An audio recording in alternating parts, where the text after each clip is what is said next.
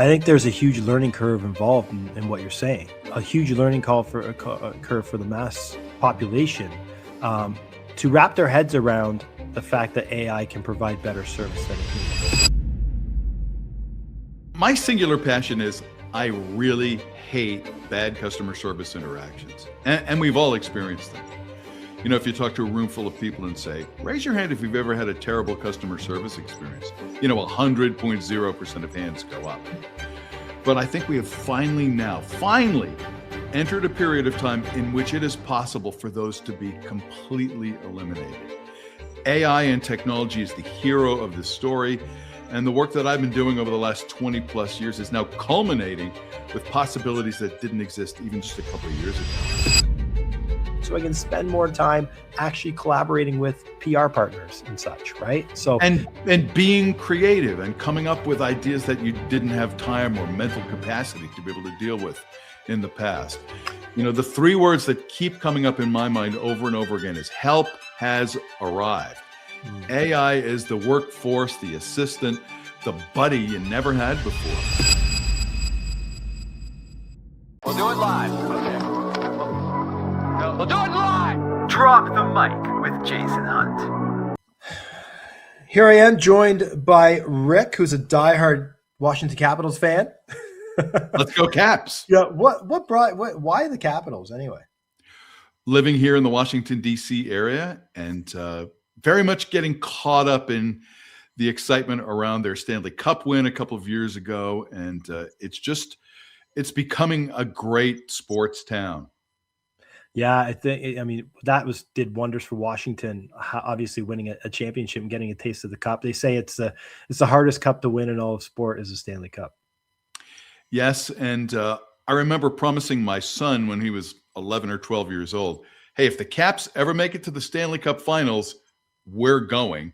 I felt like it was a pretty hollow promise at the time, but in fact, I had to spend the most amount of money I have or will ever spend for 2 tickets, and it was still well worth it. Oh, yeah. What game did you go to? We went to game 3. Cool. And nice. It was nothing but exciting.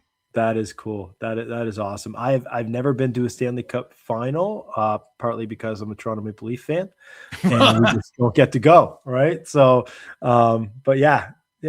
So, okay, let's transition into talking about you and 20 years of researching customer service, from the rotary phone era all the way to AI chatbots, right? Talk about that personal transformation journey for you. I mean, you've seen a lot in these 20 years in customer service, and you've always had to be nimble, always have to pivot. Talk to me about that journey and how it transpired. My singular passion is I really hate bad customer service interactions. And we've all experienced them. If you talk to a room full of people and say, raise your hand if you've ever had a terrible customer service experience, 100.0% of hands go up. But I think we have finally entered a period of time in which it is possible for those to be completely eliminated. AI and technology is the hero of this story. And the work that I've been doing over the last 20 plus years is now culminating with possibilities that didn't exist even just a couple of years ago. So let's go to some of the challenges that you're seeing on the front lines with customer service. Is it, the customer service reps not being incentivized correctly? Is it what is it just the human element cannot be at the level that AI is now setting in terms of customer service? Well, first of all, it's a really hard job. It's a grind. It's call after chat after call over and over again. And about half of those interactions are for simple, everyday stuff that doesn't really require a human anymore.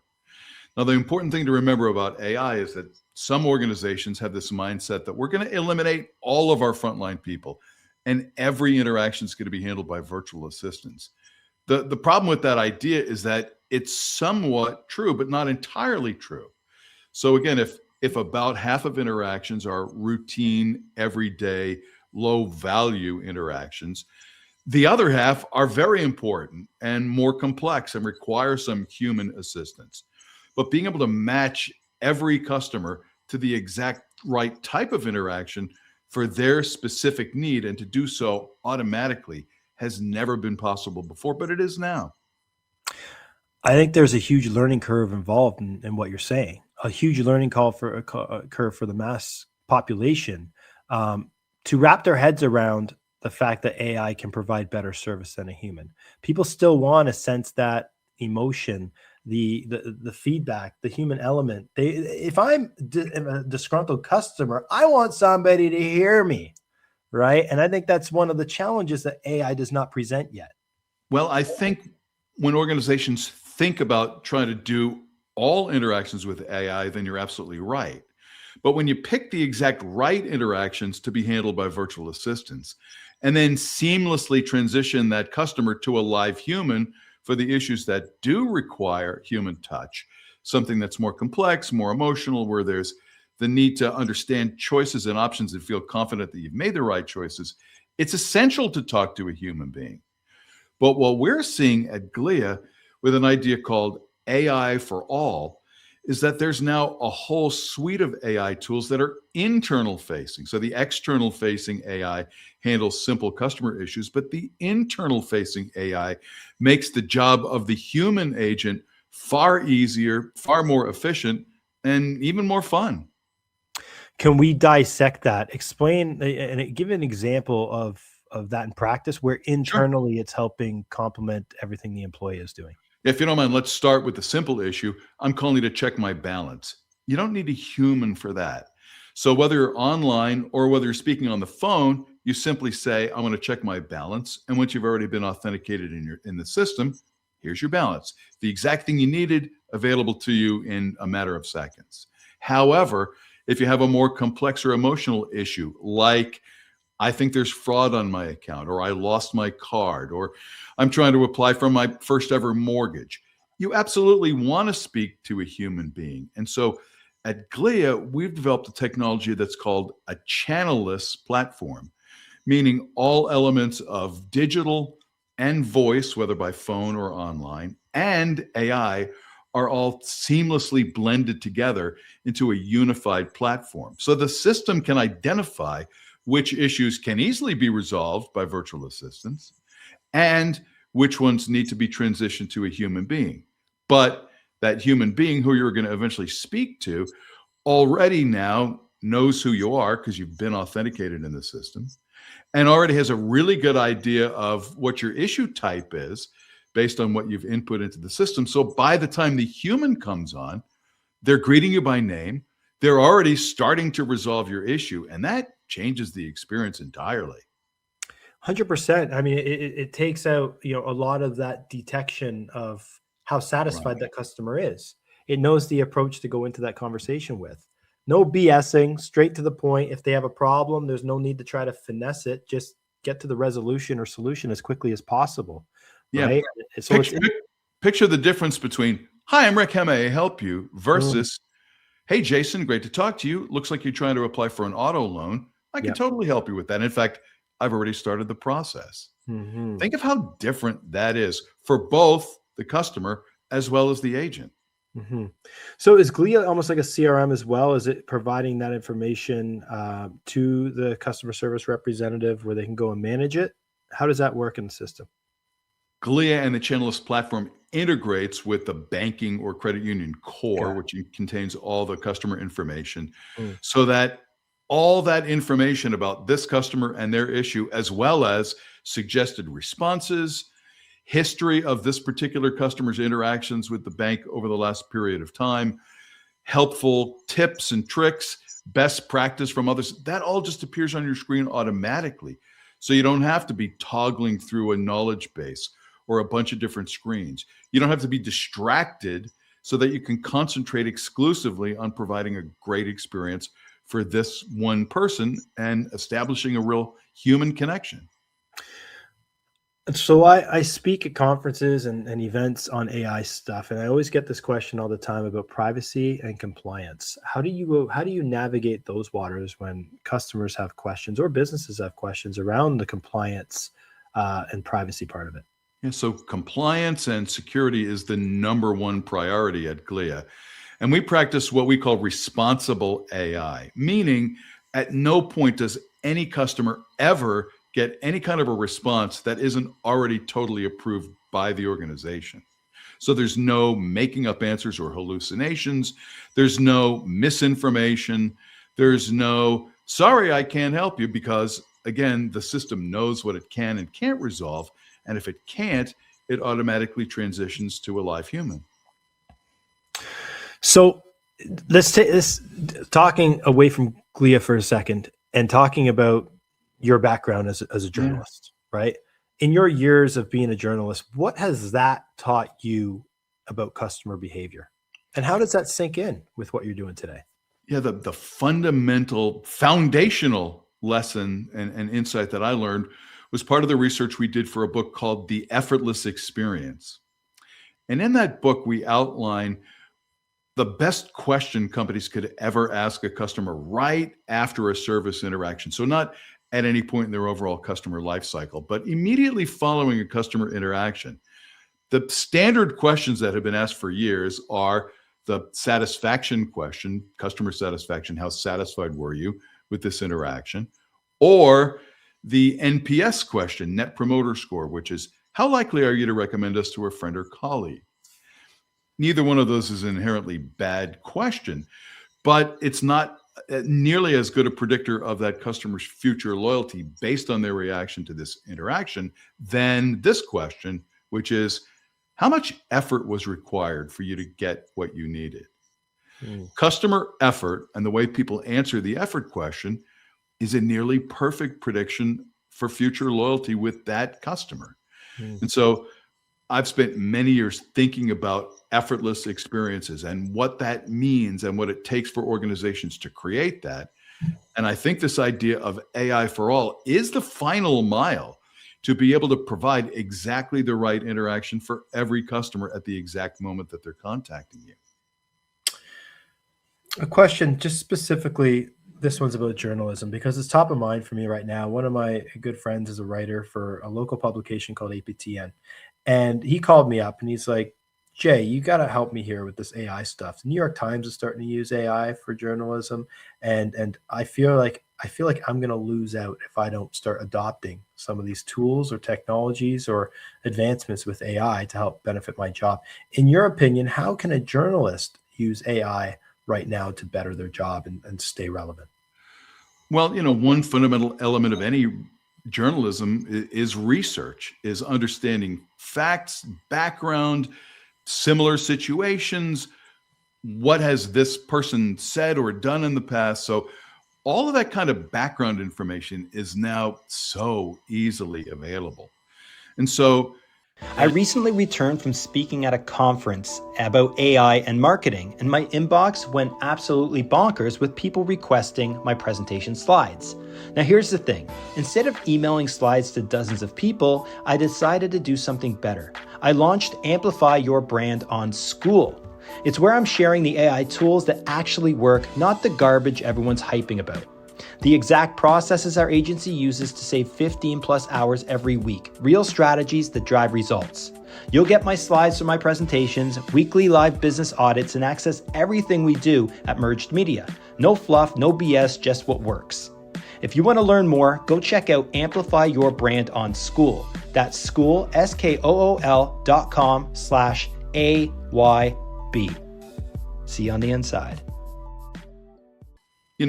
To do the hard background work that sometimes can't be accomplished during a deadline or takes other people other than yourself to try to accomplish, you can now do completely independently and in seconds. So there's no excuse for not being prepared. There's no reason to not have a full set of background understanding about the issue or the story you're doing right now. Because again, you can keystroke a question into ChatGPT or even ask a question verbally and immediately get the kind of background information that sometimes would take lots of other people or plenty of time. That's an excellent point. And I said that, and you as a journalist now using AI, you can essentially put every single article you have ever written into a knowledge base in a platform like Claude or ChatGPT. I like Claude. It's got a much bigger knowledge base, and you can put it in there. And now AI understands your writing style, the idioms you use, your writing structure, your writing style, your interview style. it understands all of that stuff. So you could spend less time sitting there at your typewriter and more time out in the field building connections with stories and making stories. That's where the time needs to be spent, is out in the field, not sitting there behind a computer doing all that monotonous, tedious work that now AI can fulfill for you. Right. Now I think there's, we have to be cognizant of the fact that it's possible to have AI do all the work for you. That seems wrong. That feels like it belies the true craft of journalism. But, asking ChatGPT, what are 3 different ways I could structure this story? Or, what's an unexpected example that we could use that could lead into this story? So using it as a guide, using it as a personal assistant makes absolute sense. But of course, having this program do all the work for you just seems lazy, really. 100%, definitely. And I'm starting to think now, there's an AI tool that we created called Chatello.AI, and it's essentially a customer service rep that lives on websites and helps convert browsers into buyers. Okay.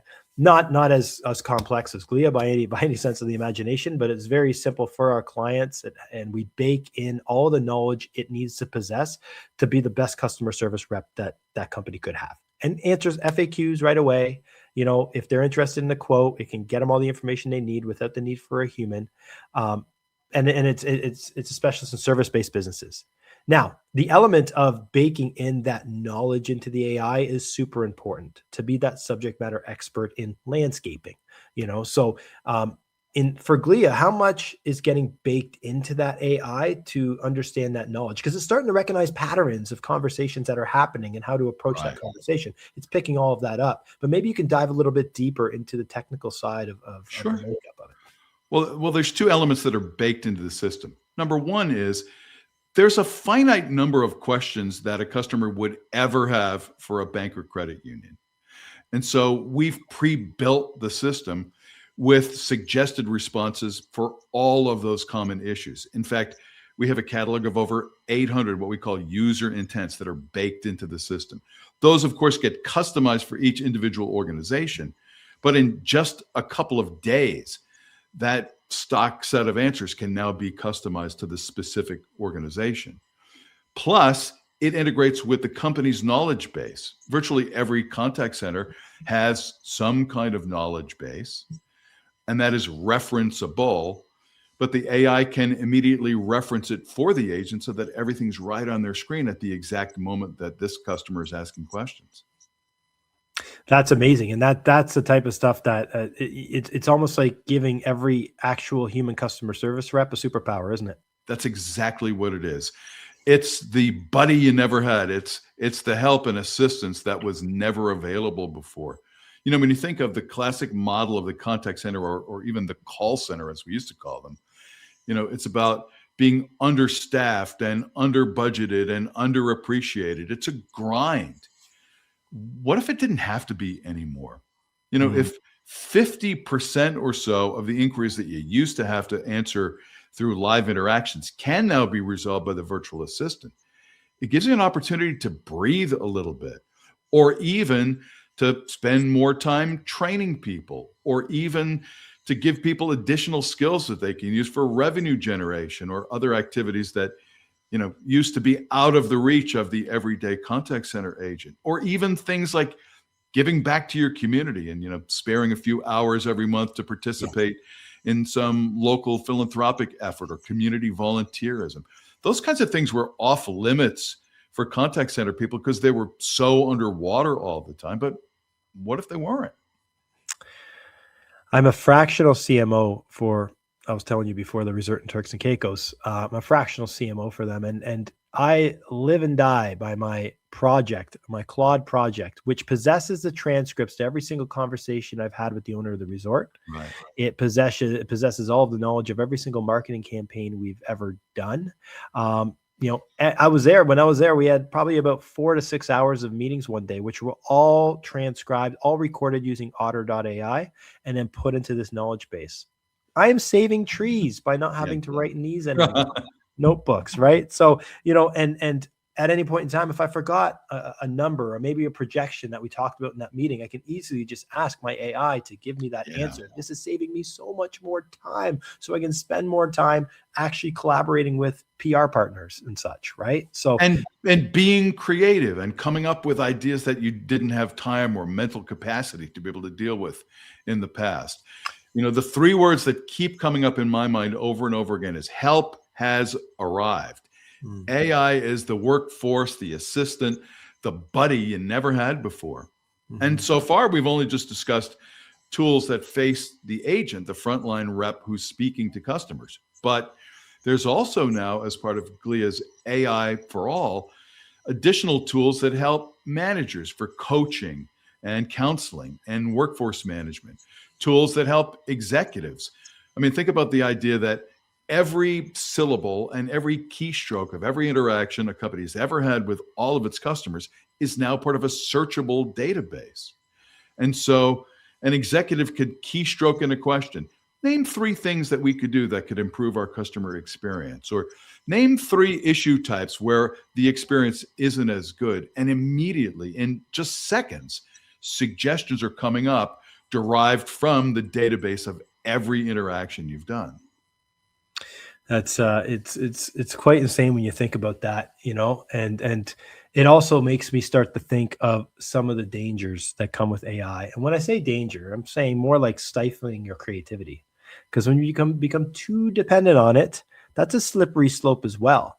I can think of a time I was in an airport going to London, and I was ready to go write all my blog content for the next quarter on that flight with the likes of using ChatGPT, and I got into the flight and there was no Wi-Fi.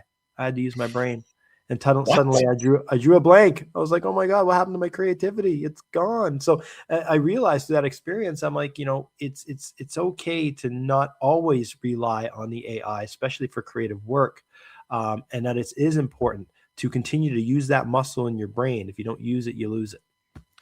We would suggest that the new creativity is thinking of questions to ask that no one's ever thought to ask before, or that you couldn't imagine you could even get an answer to. And so when you have to rely on a team of analysts to come up with insights, or if you have to submit a ticket to some research team and then wait a couple of weeks to get a response, the number of questions that you're allowed to ask or that you'd be confident in asking is minimal. But when you can ask any question and go down the trail of any hypothesis you have, or look for improvement opportunities that you wouldn't have thought of just simply by keystroking in a question, then the real skill in being a leader is being curious and thinking of new questions that no one's ever asked before. So that's where the real creativity comes in. That's interesting. I think people too often use AI, especially small business owners as a whole. They use AI just to ask questions and get an output, but they never ask AI to ask them questions. Which I think is key. It helps give AI the context to create a unique output, right? And I think, you and I, in the work that each of us does, knows there's no satisfaction quite like having a conversation with somebody and their reaction is, wow, I never would have thought of it that way. That's a light bulb moment. And it's possible now to have many of those a day. It's a good point. It's a great point you bring up, and it's a great response to my fear of losing creativity. It's being creative about the questions that you ask it, and the way you converse with the AI is important as well, and how you use it, because I definitely think we're in our infancy still. After when I speak to a lot of small business owners, and we really are in our infancy, with how we interact with the AI. And I think people need to really take it up to the next level. I think we need to come up with a curriculum for this kind of stuff. Sure, it doesn't exist already. But I mean, it starts with just being curious. Think about if you're trying to derive insights from the entire database of tens or hundreds of thousands of interactions, you have to be limited in what you're willing to ask. And by the way, if you assign a team of analysts to spend a week looking at something that turns out not to be fruitful, or a hypothesis that just ended up being a dead end, that feels like a real loss. I mean, not only in terms of wasting people's time, but even the embarrassment of asking a question that proved to be less than fruitful. But when you're just keystroking in questions and getting an answer in 5 seconds, there's no penalty for asking a question that doesn't generate much insight. Because, much like mining for gold, there's a lot of dirt in the pan, but you're looking for just a couple of nuggets. And so when you can ask an unlimited number of questions and there's no cost or time to get answers, it frees you up to ask questions that, again, no one would have ever thought of, or that you would have been too embarrassed to ask for fear that they wouldn't be that interesting or produce any valuable insights. If and how are you using voice AI today? Yeah, voice AI is a critical component of what we're doing. Because again, even though we're very much digital first people, and I think that certainly started before the pandemic and solidified very much during the pandemic when we all became on-screen creatures living our lives on our mobile phones. Still, the vast majority of interactions that our clients are doing are still by phone. So the phone still remains a very viable channel, and a lot of customers use it exclusively. But again, with what we call voice AI, you simply verbalize your issue, and then the system can either answer it immediately or transition you to a human who's now well positioned to be able to respond to your exact issue. So the voice channel is still very important to most organizations, and voice AI is the way to create way greater efficiency as well as a much better experience. Are you seeing that amongst all demographics? Because I can see the baby boomers out there kind of being like, this is weird. I want to talk to a human. Sure. And a big part of what we offer is this idea that no person should ever be restricted from speaking to a human being if you absolutely want to, or forced to do a thing that you didn't want to do, or no longer able to make choices that you could have made before. But again, if you have a very simple question, which again is about half of the inquiries, and you get an instant answer, even if you're the kind of person who would have said, I don't like talking to bots, if you get the exact information you need in seconds, that's a great low effort 5-star experience. I'm sure a lot of small business owners and entrepreneurs that are listening right now are furiously taking notes if they're not using Otter AI. And one of the questions they might be thinking about or pondering as I talk to you, Rick, is, how can a small business reduce that customer effort without breaking the bank? Yeah. So first of all, match the interaction to the need that this customer has at this moment. When you think about operating a contact center, something like 99% of all the interactions a company will ever do are inbound. They're driven by some need, some concern, some issue that a customer has. Now, a company could never know which customers are going to be contacting them when, or through which channels, or about which issues. You could predict volume at some level based on historical trends, but you can never know who's going to be contacting you or about what. But when you have a system that immediately recognizes which issues can be resolved in seconds through virtual assistants and which require the human touch, but a human whose performance is aided by AI, now you really have the best of all worlds. So so the first step, what would be the first step for a small business to do an AI first culture? Is to determine whether or not your organization can partner with a vendor who can provide you with a comprehensive solution that's customized to your industry. Now, again, at Glia, we work exclusively with banks and credit unions because horizontal approaches to AI lead to a lot more failures. There are systems that can recognize human words and synthesize some kind of a response. But when you work exclusively in one industry, the number of issues that any customer would have are limited to that subset of typical banking or credit union questions. So if you're going to work with a vendor who is more horizontal and working across a wide variety of industries, it's never going to be as effective or as efficient as working with one who concentrates exclusively on your industry. Now, does Glia have aspirations of maybe venturing off into other industries, like a Glia for construction, and other industries like that? Because to your point, you got to have it siloed out there where it becomes very easy, same questions, but can it be replicated to other industries? I certainly think it could be. And there's plenty of things that we've learned about how to serve financial services companies that could potentially help us with other industries. But the decision has always been to focus exclusively on this one industry. So right now, I mean, with obviously leveraging AI for marketing is a big thing for us. I'm kind of curious right now how, as an AI platform, how does Glia market itself in 2020 as we approach 2026? So the big thing we're helping companies realize is that the fear that many organizations have about either AI providing improper or incorrect responses is now completely eliminated. And more importantly, the big thing is a lot of organizations that we deal with, particularly credit unions and community banks, have this fear that AI is going to separate them from their customer base, or, preclude them from establishing relationships or being a part of the community. That just simply isn't true. Again, if the goal was to automate every single issue, I could see where that might be a realistic fear. But when you can help leaders recognize what we're talking about is providing human assistance for the moments that really matter, not just human assistance, but supercharged human assistance. Again, when the agent already has information about the specific customer and helpful tips about how to resolve this specific issue. So overcoming this fear, either that AI is riskier, which again, in our case, it is not, or that it separates you somehow from the human connection of your customer base. Once you overcome those two mental hurdles, right away you can start to see how this is the absolute best time to be in customer service and customer experience. How do you foresee things transpiring in the next, I don't even want to say 5 years, that's way too far out, but next 5 months to a year? How are things transpiring, and where do you see Glia going in that time frame?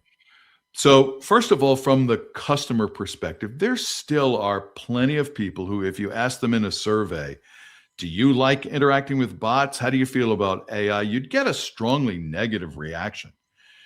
And, you can't blame people who've had really bad experiences with bots from other companies than just generalizing that all bots are bad or all AI is either incorrect or more of a hassle.